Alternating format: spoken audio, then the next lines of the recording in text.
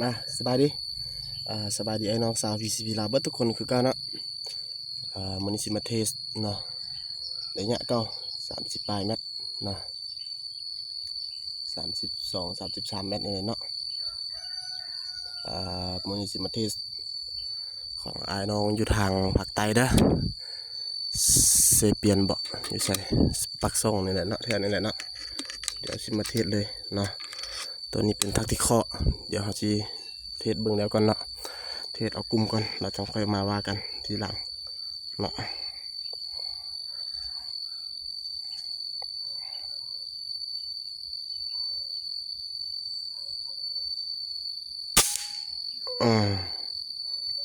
ตกต่ำหน่อยนึงนะเป็นยังนะ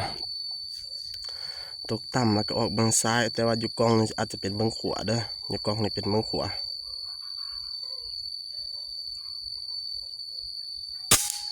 เห็นบ่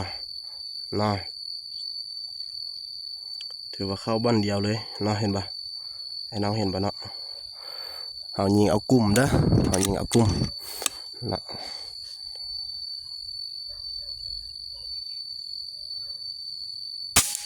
เห็นบ่เนาะ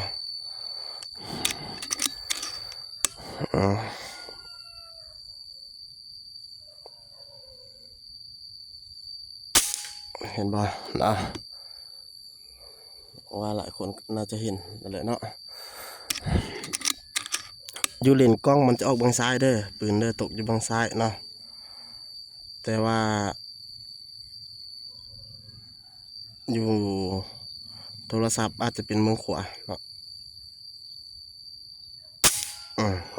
เขาก็มีแต่บิดกล้องไปใส่เลยเนาะบิดกล้องไปใส่ตกต่ำหน่อยนึงเนาะเนาะ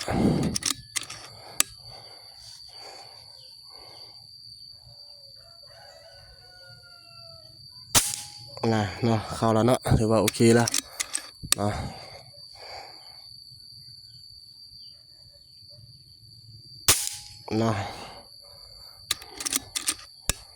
ยิงเบิดแม็กนึงเลยนะ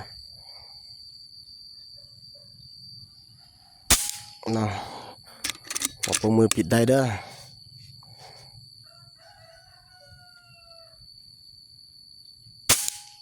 ถือว่าเข้าหูเดียวเลยนะหลังจากที่เราปรับกล้องมาใส่แล้ว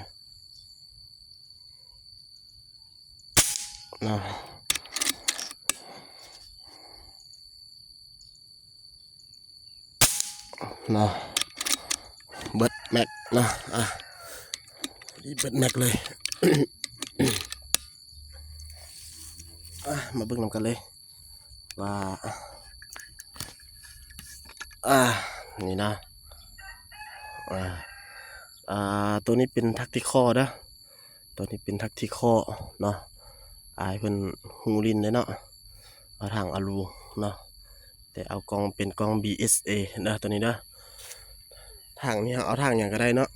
เพราะว่าทางเป็นบอนเก็บลมซื่อๆเนาะเสียแต่มันหนักหน่อยนึงแล้วก็บ่งามเท่าทางคาร์บอนเนาะตามนี้เลยเนาะเป็นทักติคอปี2025เนาะวาล์วเป็นวาล์วกอริเกตหรือว่าวาล์วซิเกตอะไรเนาะเราอัปเกรดโมดิฟายให้เบิดแล้วโมไว้ใหม่เบิดแล้วเนาะลำเป็นลำ XM8 เด้อเก็บเสียงเป็นเก็บเสียงเกมเต็กเพิ่นสร้างปลายดำเนาะดำเบิดแต่ว่าฮานเฮาเบิดเนาะก็เลยเอาตัวเกมเต็กนี่ให้เพิ่นเนาะตามนี้เลยเนาะทางเป็นทางอลู 0.45 เนาะทางใหญ่ยิงได้หลายนัดเนาะตอนนี้เนาะสปริงโค้ดสปริงหน้าวาล์วแม่นเฮาอัปเกรดให้เบิดแล้วเด้อเปลี่ยนให้เบิดแล้วตามนี้เลยกล้องเราเป็นกล้องBSA เนาะกล้อง BSA เนาะระยะที่เราเทสกับประมาณ30 ปลายเมตรนี่แหละเนาะคนละเนาะในไปเลยประมาณ36-37 เมตรก็ว่า40นี่แหละเนาะประมาณนี้แหละเนาะตามนี้เลยเด้อบอดี้ปืนเนาะเพิ่นฮูลินได้เนาะเพิ่นเอากล้องBSAกล้องนี่สำคัญเด้อให้น้องเด้อผู้เด้อสร้างประกอบปืนแบบนี้แสดงว่าเคยลิ้นหูลิ้นแล้วนี่บางคนนี่เอากล้องดิสโครีแต่เอาถังคาร์บอนเนาะ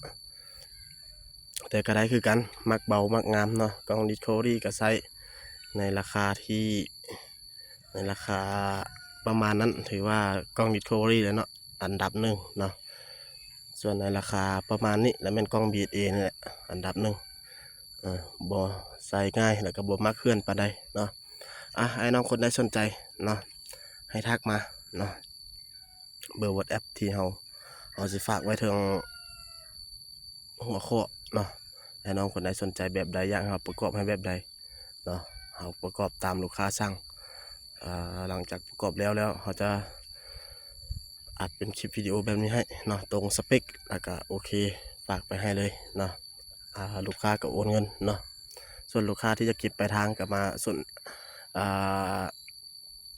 ทักมารวมกันต่างหากเนาะเก็บปลายทางก็ได้เนาะแต่ว่าต้องมีเงื่อนไขเนาะลูกค้ารับได้บ่รับได้